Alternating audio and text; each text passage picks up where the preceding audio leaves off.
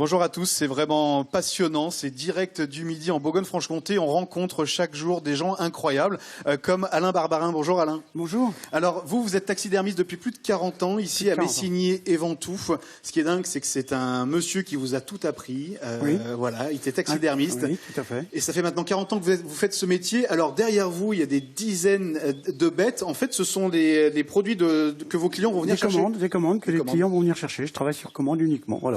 Et ça vient de toute la France. Et ça vient de toute la France. J'ai des clients un peu partout, oui, tout à fait. Alors, on va expliquer pendant ce direct comment vous faites, justement. On ne parle plus du tout d'empaillage d'animaux. On va prendre cet exemple. Ces deux ours, ce sont des clients suisses qui vous les ont commandés. Des clients suisses qui me les ont commandés. C'est-à-dire que ce sont des chasseurs qui ont tiré ces animaux au Canada, c'est ça? Oui, en toute légalité, évidemment. Abattu, oui. Et puis ensuite, je les ai rencontrés sur un salon. Ils cherchaient un taxidermiste et puis donc ils me les ont donné à faire. Donc on a préparé la sculpture, préparé la peau. Et puis, on garde le crâne, évidemment. On garde le crâne, ce sont les dents de l'animal. Il y a juste les yeux qui sont faux. Voilà, ils sont en verre. Hein, ils viennent souvent des États-Unis ou d'Allemagne parce que c'est vraiment le top du top pour les yeux. Bon, effectivement, c'est juste des objets vraiment très impressionnants. On va se rendre du coup du côté de votre atelier. Oui.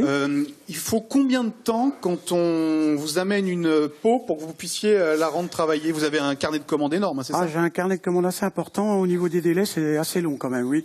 Il faut compter un délai de 10 à 12 mois pour réaliser un animal. Alors, je voulais montrer, regardez, je vais d'abord montrer à la caméra, regardez, ça c'était à l'époque, hein, c'était il y a 30 ans, où on empaillait vraiment. Hein. Voilà. Il y avait la sculpture, il y avait le crâne de l'animal, et le reste était de la paille. Maintenant, c'est fini. Maintenant, on fait avec les moules.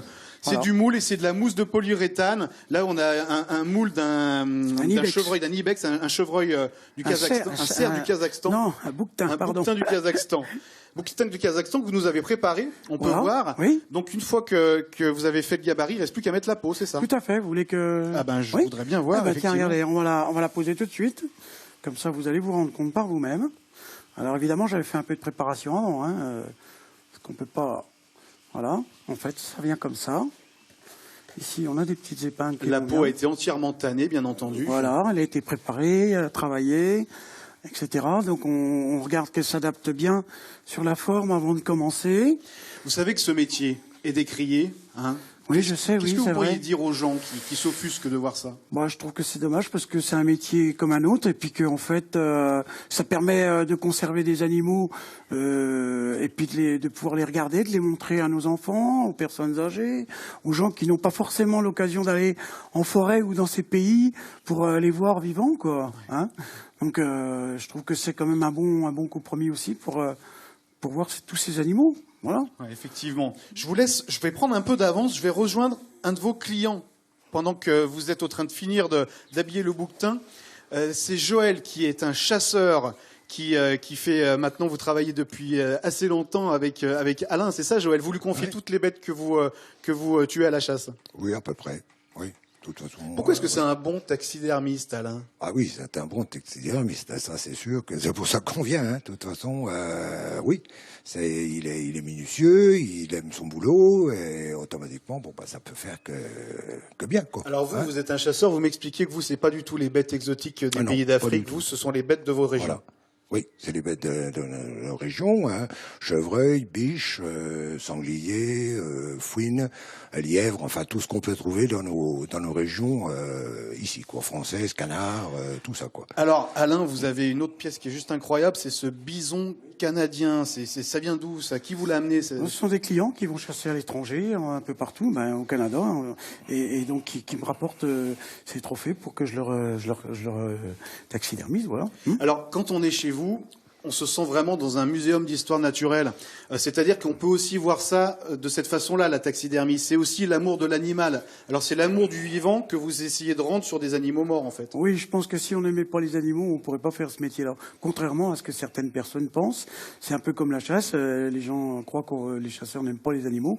Et c'est pas forcément vrai. Donc voilà. Alors je le disais, il n'y en a que 190 en France. Comment vous expliquez ça?